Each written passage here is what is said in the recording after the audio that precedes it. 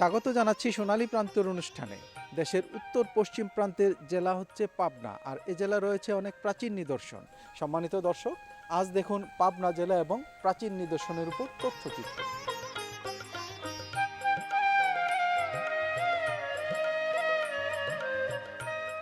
বৈচিত্র্যপূর্ণ ঋতুর দেশ বাংলাদেশ। এদেশে বিভিন্ন প্রান্তে ছড়িয়ে আছে বহু বছরের বহু প্রত্নতাত্ত্বিক নিদর্শন, ঐতিহাসিক স্থাপনা, পাহাড়, নদী, বন, জঙ্গল, প্রকৃতির অপার সৃষ্টি, প্রাকৃতিক ঝর্ণা, গুহা, হাওর বাওর, অরণ্য সহ হাজারো রূপের অনুষঙ্গ।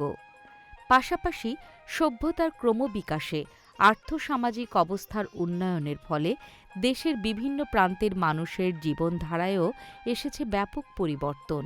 পিছিয়ে পড়া জনপদগুলোতেও এখন লেগেছে উন্নয়নের ছোঁয়া, ফলে অন্ধকারাচ্ছন্ন প্রান্তগুলো হয়ে উঠেছে আলোকময় সোনালী প্রান্তর। পাবনা বাংলাদেশের একটি বিখ্যাত জেলা। প্রাচীন রাজ্য পুন্ড্র বা পুন্ড্রবর্ধনের নাম থেকে পাবনা নামের উদ্ভব হয়েছে। এছাড়াও পাবনা নামকরণ নিয়ে কারো কারো মতে পাবন বা পাবনা নামে একজন দস্যুর আবাসস্থল থেকে এ সময় পাবনা নামের উদ্ভব হয়। পাশাপাশি এক কিংবদন্তি মতে গঙ্গার পাবনী নামক পূর্বগামিনী ধারা হতে পাবনা নামের উৎপত্তি হয়েছে। কিছু ঐতিহাসিকগণ মনে করেন পদুম্বা নাম থেকে পাবনা নাম এসেছে। এ জেলার শিক্ষার হার প্রায় ৮৫%। পাবনা জেলায় শিক্ষা প্রকৌশল অধিদপ্তর শহর থেকে প্রত্যন্ত এলাকায় বিভিন্ন শিক্ষা প্রতিষ্ঠানে বেশ কিছু নান্দনিক শিক্ষা অবকাঠামো নির্মাণ করেছে এবং কিছু প্রতিষ্ঠানের অবকাঠামো নির্মাণ এখনও চলমান আছে। দর্শক, আমি কথা বলছি শিক্ষা প্রকৌশল অধিদপ্তর পাবনা জেলার নির্বাহী প্রকৌশলী মোহাম্মদ হাবিবুর রহমান সাহেবের সাথে। আপনার কাছে জানতে চাইব, আপনারা যেসব নান্দনিক ভবন নির্মাণ করছেন শহর থেকে প্রত্যন্ত এলাকায়, গ্রামে গঞ্জে, এই ভবনগুলোর কাজের মান নিশ্চিত করেন কিভাবে? শিক্ষা প্রকৌশল অধিদপ্তর পাবনা জেলা সারা দেশের ন্যায় একযোগে কাজ করে যাচ্ছে। শিক্ষা প্রকৌশল অধিদপ্তর পাবনা এখন গ্রাম এবং শহর, জেলা উপজেলা সর্বক্ষেত্রে অত্যন্ত সুন্দর নান্দনিক চারতলা ভবন তৈরি করে যাচ্ছে। এই ভবনগুলো তৈরির পিছনে শিক্ষা প্রকৌশলের অধিদপ্তরের সর্বস্তরের যারা কর্মচারী আছেন তারা নিরলস পরিশ্রম করে যাচ্ছেন। তাদের পরিশ্রমের সঙ্গে সহযোগিতা করছেন প্রতিটি শিক্ষা প্রতিষ্ঠানের শিক্ষকবৃন্দ, গভর্নিং ম্যানেজিং বডির সদস্যবৃন্দ এবং এলাকার গণ্যমান্য ব্যক্তি। তাদের সার্বিক সহযোগিতায় আমরা এই কাজগুলো অত্যন্ত মানসম্পন্নভাবে এবং নান্দনিকভাবে সম্পন্ন করে তাদের কাছে হস্তান্তর করতে সক্ষম হচ্ছি। আপনারা নান্দনিক ভবনের পাশাপাশি আপনাদের টেকনিক্যাল স্কুল অ্যান্ড কলেজে নির্মাণ করছেন। জি। তো এই ভবনগুলি নির্মিত হলে আমাদের সাধারণ শিক্ষার পাশাপাশি কারিগরি শিক্ষা কতটুকু ডেভেলপ করবে আপনি মনে করেন? বর্তমান সরকারের বর্তমান মাননীয় প্রধানমন্ত্রীর একটি প্রতিষ্ঠিত প্রকল্প ৬১টি উপজেলায় একটি করে সরকারি টেকনিক্যাল স্কুল অ্যান্ড কলেজ নির্মাণ প্রকল্প আছে। তার সঙ্গে এই প্রকল্পকে বৃদ্ধি করে এখন আরও ৩২৯টি উপজেলায় প্রত্যেকটি উপজেলায় একটি করে সরকারি টেকনিক্যাল স্কুল অ্যান্ড কলেজ স্থাপনের প্রকল্প হাতে নেওয়া হয়েছে। এই কাজগুলো চলমান আছে। কিছু কিছু প্রতিষ্ঠানে আমরা ইতিমধ্যে হস্তান্তর করেছি এবং সেগুলোতে পাঠদান কার্যক্রম শুরু হয়েছে। শহর থেকে গ্রামের অত্যন্ত উপজেলা পর্যায়ের অনেক মধ্যবিত্ত, নিম্ন মধ্যবিত্ত পরিবারের ছাত্রীরা তারা নিজের বাড়িতে থেকে অত্যন্ত কম খরচে কারিগরি শিক্ষা অর্জন করতে পারবে। যে শিক্ষা অর্জন করলে সে সহজে স্বাবলম্বী হতে পারবে এবং বেকার থাকবে না। যারা দেশের উন্নয়নে অত্যন্ত গুরুত্বপূর্ণ ভূমিকা রাখবে। ইভেন তারা দেশের চাহিদা পূরণ করে তারা বিদেশেও এই কারিগরি শিক্ষা নিয়ে বিদেশে গেলেও তারা বৈদেশিক মুদ্রা অর্জনে দেশের পক্ষে অত্যন্ত গুরুত্বপূর্ণ ভূমিকা রাখবে বলে আমরা বিশ্বাস করি এবং মনে করি। এটি Sheikh Russel technical school and college, Sathia, Pabna. শিক্ষা প্রকৌশল অধিদপ্তর এই প্রতিষ্ঠানটির অবকাঠামো নির্মাণ করেছে। ইতোমধ্যে এখানে শিক্ষা কার্যক্রম শুরু হয়েছে। এটি সরকারি doctor Zahurul Kamal degree college.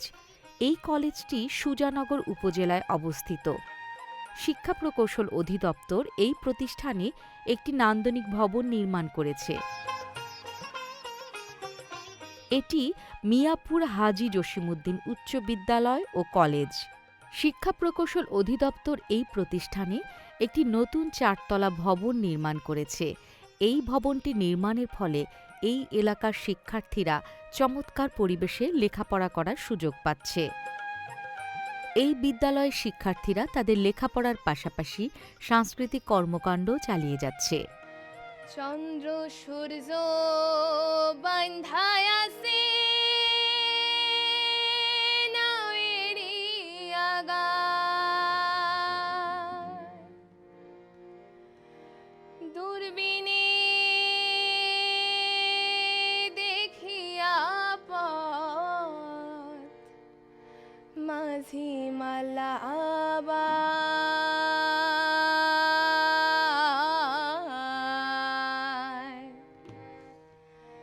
ঝিলমিল ঝিলমিল করে রে ময়ূর পঙ্খিনা, কোন মেস্তরি নাও বানাইলো, কোন মেস্তরি নাও বানাইলো, কেমন দেখা যায়,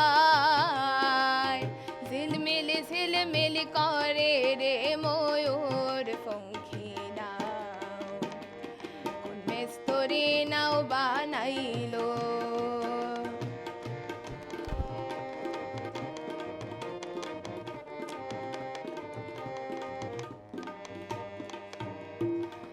চন্দ্র সূর্য বান্ধায় আছে নাওয়েরি আগায়, চন্দ্র সূর্য বান্ধায় আছে নাওয়েরি আগায়, দূরবীনে দেখিয়া পথ মাঝি মাল্লা বায়,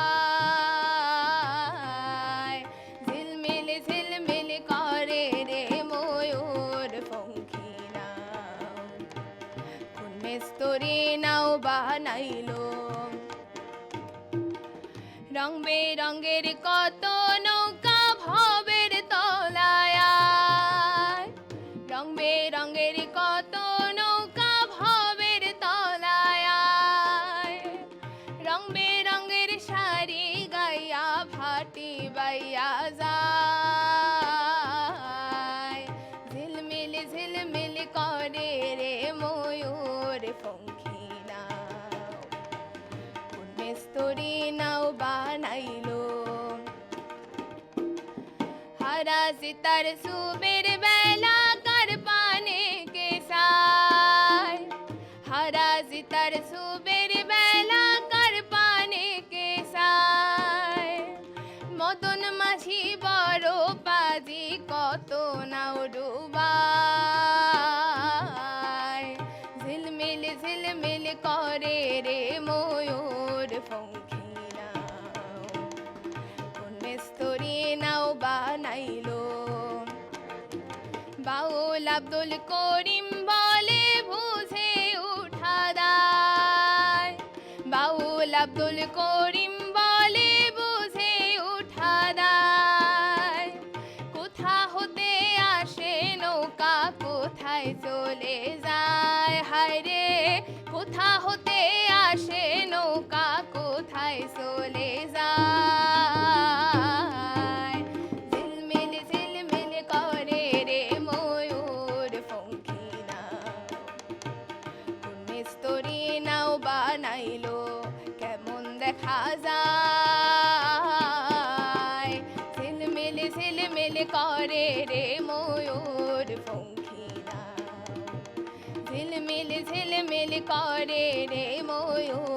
পঙ্খী নাও হায় রে ঝিলমিল করে রে ময়ূর পঙ্খী নাও।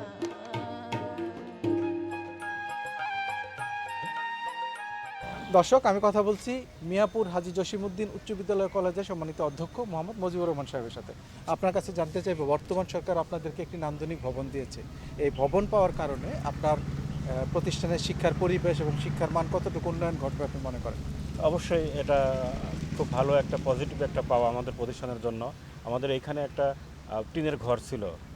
আমাদের এই বিল্ডিং হওয়াতে, এই বহুতল ভবন হওয়াতে শিক্ষার মান এবং অবকাঠামো উভয়ই মানে বৃদ্ধি পাইছে আমি মনে করি। মাননীয় সংসদ সদস্য অ্যাডভোকেট শামসুল হক মহোদয়ের প্রতি আমরা কৃতজ্ঞ। উনি আমাদের এখানে ছাত্রছাত্রীর সংখ্যা এবং লোকাল পরিবেশ পরিস্থিতি বিবেচনা করে আমাদের এই ভবনটা দেওয়াতে প্রতিষ্ঠানের জন্য অনেক গুণে ভালো হয়েছে। এখানে এখন শিক্ষার মান আরও বাড়বে এবং আপনার ছেলেমেয়েদের সুষ্ঠু সুন্দর পরিবেশে ওরা এখন পড়াশোনা করতে পারবে এবং আশা করি আমাদের যে বর্তমান স্টুডেন্ট সংখ্যা আছে এই ভবনের কারণে আরও ছাত্র সংখ্যা এখন বৃদ্ধি পাবে।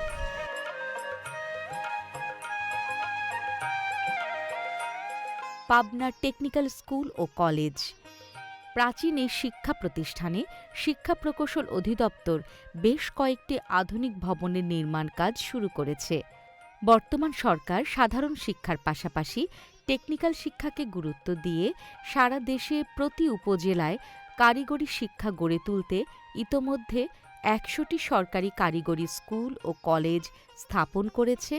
আরও কয়েক শত প্রতিষ্ঠান স্থাপনের পরিকল্পনা প্রায় চূড়ান্ত করেছে। দর্শক, আমি কথা বলছি পাবনা টেকনিক্যাল স্কুল অ্যান্ড কলেজের সম্মানিত অধ্যক্ষ ইঞ্জিনিয়ার মোহাম্মদ জমিদার রহমানের সাথে।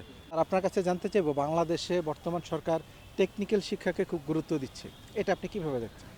আমাদের দেশে কারিগরি শিক্ষার গুরুত্ব বিবেচনা করে বর্তমান সরকার মাননীয় প্রধানমন্ত্রী, মাননীয় মন্ত্রী ডাক্তার দীপুমণি মহোদয় এবং উপমন্ত্রী মহোদয় কারিগরি শিক্ষার হার বাড়ানোর জন্যই প্রত্যেকটা উপজেলায়, বাংলাদেশের যতটা উপজেলা আছে ততটি উপজেলায় এখন টেকনিক্যাল স্কুল ও কলেজ।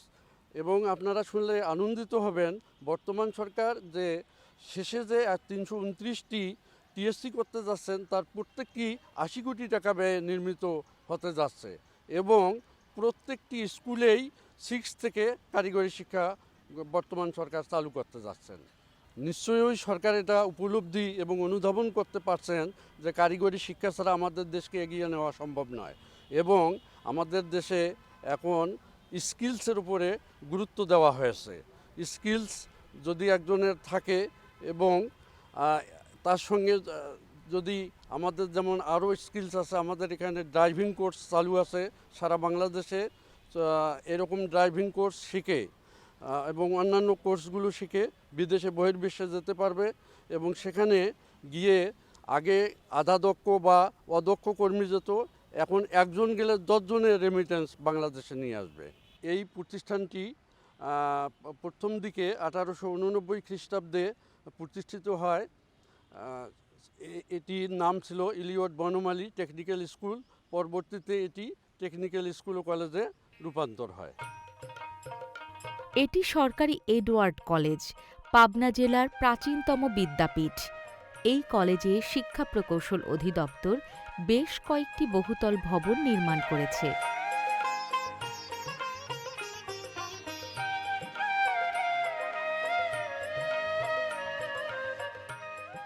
এটি চাটমোহর শাহী মসজিদ, পাবনা। 1581 খ্রিস্টাব্দে সম্রাট আকবরের 5000ই এক সেনাপতির অর্থায়নে তার ভাই খান মোহাম্মদ কাকশাল এই মসজিদটি নির্মাণ করেন। দর্শক, আমরা এসেছি পাবনা জেলার সদরে মহানায়িকা সুচিত্রা সেনের পৈতৃক বাড়িতে। চলুন দেখে আসি এর উপর একটি তথ্যচিত্র। এটি মহানায়িকা সুচিত্রা সেনের পৈতৃক নিবাস। এই বাড়িটি পাবনা সদরে অবস্থিত। এই বাড়িতেই মহানায়িকা বড় হয়েছেন। পরবর্তীতে কলকাতায় আমরা অনেকবার নাম শুনেছি, অনেকবার দেখেছি, ওনার সিনেমা দেখেছি। যেমন উত্তম কুমারের সাথে তার একটা সিনেমা দেখেছি, সপ্তপদী। ছোটোবেলা থেকে যে গানটা দেখেছি, এই পথ যদি না শেষ হয়, আমার অনেক ইচ্ছা ছিল আসলে সেরকম একটা দেখার যে আমার নিজের জেলাতে তার বাড়ি, তার পৈতৃক নিবাস। তো আমার সেটা দেখার অনেক ইচ্ছা ছিল।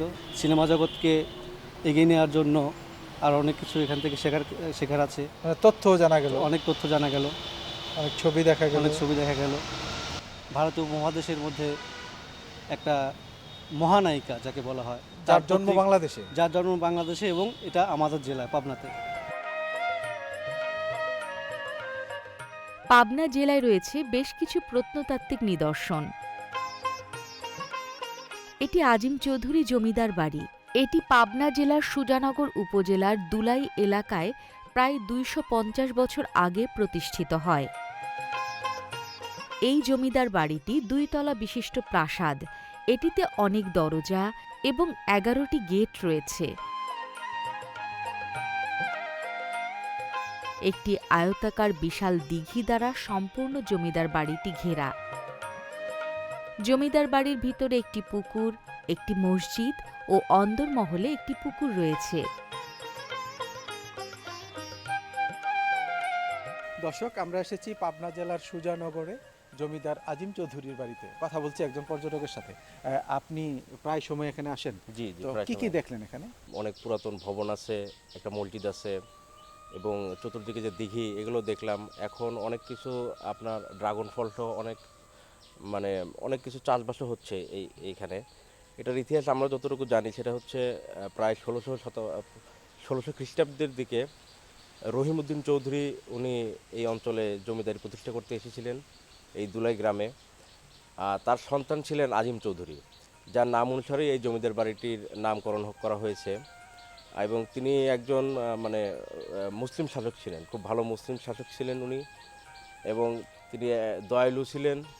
এই বাড়িতে এটা অনেক পুরাতন বাড়ি, প্রায় প্রাচীনকালের যে আপনার স্থাপনা, এই চুনসুটকির মাধ্যমে নির্মিত এই ভবনসমূহ এখনও কত সুন্দর, তার কারুকার্য ছিল কত সুন্দর, নান্দনিক ছিলেন আসলে। কত আগে, অর্থাৎ অনেক হ্যাঁ, 500 বছর আগে মানুষ কত আধুনিক আধুনিক ছিলেন, জি। আসলে অনেক পূর্বের মানুষের মধ্যে যে কতটা আধুনিকতা ছিলেন, তারাও যে সৌন্দর্যের একটা পূজারী ছিলেন, এটা না দেখলে আসলে বোঝা যেত না।